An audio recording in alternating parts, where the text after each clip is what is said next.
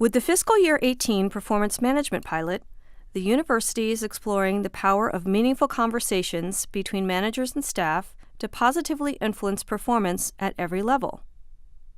Pilot participants report that they are talking more frequently about their priorities and expectations, how their work aligns with the priorities of their team, innovative ideas they want to try, and areas they want to develop.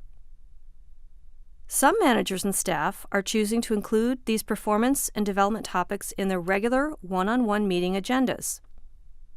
Others are setting aside specific times to pause and address these more strategic questions. In either case, as you commit to talking with each other more regularly, we thought it would be helpful to demonstrate some best practices that lead to high-quality, high-impact conversations.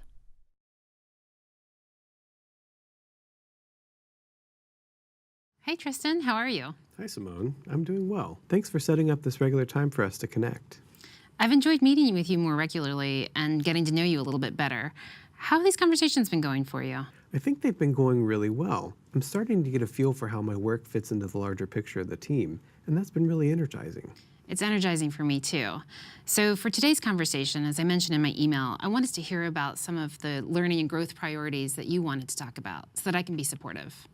Absolutely. I'm excited to share some of the things I've been thinking about and the ideas that I've been working on.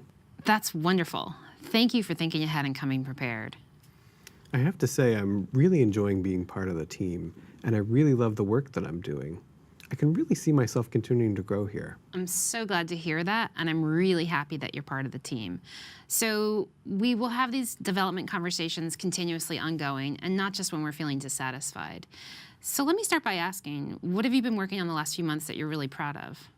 Well, I've had a lot of fun on the finance project. Tell me a little more about that. It was really interesting to work with people from other parts of the university. I learned a lot about the university that I never knew before. It was really eye-opening. And the quality of the work that you did was also really high. What are some of the strengths that you brought to make it so successful? Well, I think for one, I'm a pretty good listener. And two, I asked a lot of good questions without being too opinionated. It also really helped that I know my way around SharePoint, and that ended up being the collaboration tool that we used. It sounds like you used both people skills and technical skills, both of which are incredibly important for getting cross-functional projects done. And I agree with you that those are your strengths. What other kinds of opportunities do you see that might allow for you to keep stretching and practicing those skills? Honestly, I'd like to lead a project at some point. Ideally, that would be a great next step opportunity for you, and I'm going to keep my eyes open.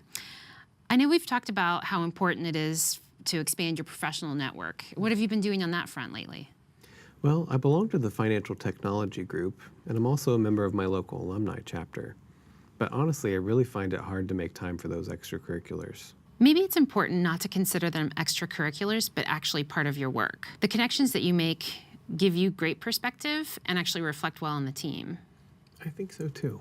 Okay, so let's make it a priority for you to attend at least one networking event this quarter, and then by our next meeting, let's identify one project that you can really lead and pursue that opportunity. I really like the sound of that. Great. So do you want to capture this conversation in the performance conversations form? Sure, I think it's really helpful to keep track of these notes. I do too. Thanks a lot. Thanks, and thank you for keeping the time. For both managers and staff members, these kinds of conversations get easier with practice. Here are a few tips for making performance conversations work for you. Be sure to schedule a little time for preparation and follow-through, as well as for the conversation itself. Start collecting and using good, open-ended questions that help you exchange ideas and perspectives without putting one another on the defensive. Practice active listening with the aim of really understanding each other. Remember that your working relationship with each other contributes significantly to how satisfied and productive you are at work.